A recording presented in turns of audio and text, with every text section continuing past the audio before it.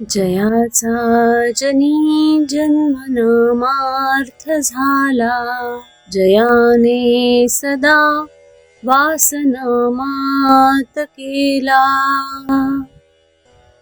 जयाच्या मुखी सर्वदा नाम कीर्ती, नमस्कार त्या ब्रह्मचैतन्य मूर्ती. सद्गुरुनाथ महाराज की जय. सद्गुरु श्री ब्रह्मचैतन्य महाराज गोंदवलेकर यांचं प्रवचन. भाव असल्याशिवाय परमार्थ होत नाही. 21 जून.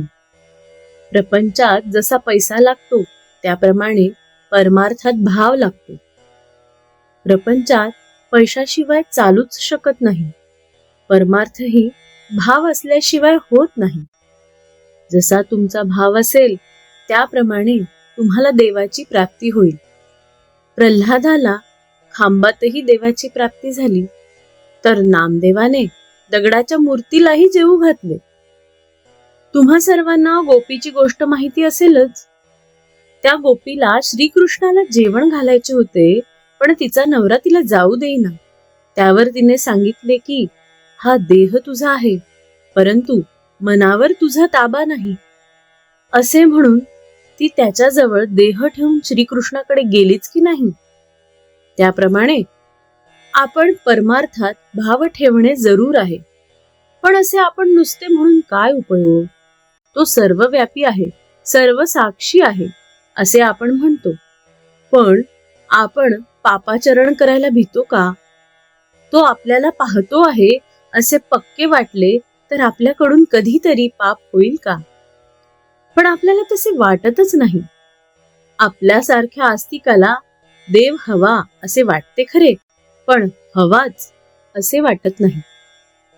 आपल्या प्रपंचाच्या मदतीसाठी देव हवा असे वाटते. प्रपंच असावाच असे आपल्याला वाटते, आणि भगवंत मात्र असला तर बरा असे वाटते. याच्या उलट भगवंत असावाच आणि प्रपंच असला तर बरा असे वाटायला पाहिजे. प्रपंचाची आवड असू नये, पण प्रपंचातल्या कर्तव्याची आवड असावी. देहाने ते कर्तव्य करावे आणि मनाने मात्र अनुसंधान ठेवावे. ज्या गोष्टी आपल्या मनाला खातात त्या न केल्या की आपल्या विकारांवर ताबा येईल.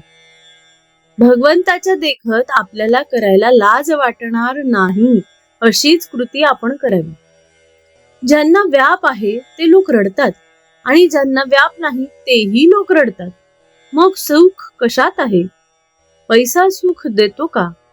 पैसा मिळविणे कठीण, मिळाला तरी तो कायम राहील का? त्याची शाश्वती नाही. पैशाप्रमाणेच इतर सर्व वस्तूंची गोष्ट आहे.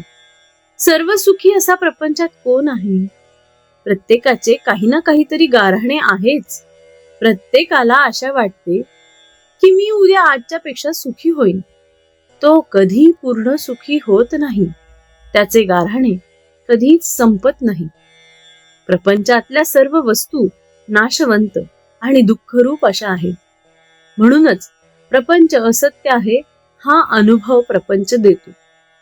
त्या अनुभवाने प्रपंचात जो आसक्त होत नाही तो सुखी.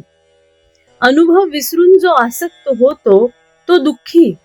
सुख हे समजुतीमध्ये आहे, आणि भगवंताचे होणे हीच समजूत तेवढी खरी आहे.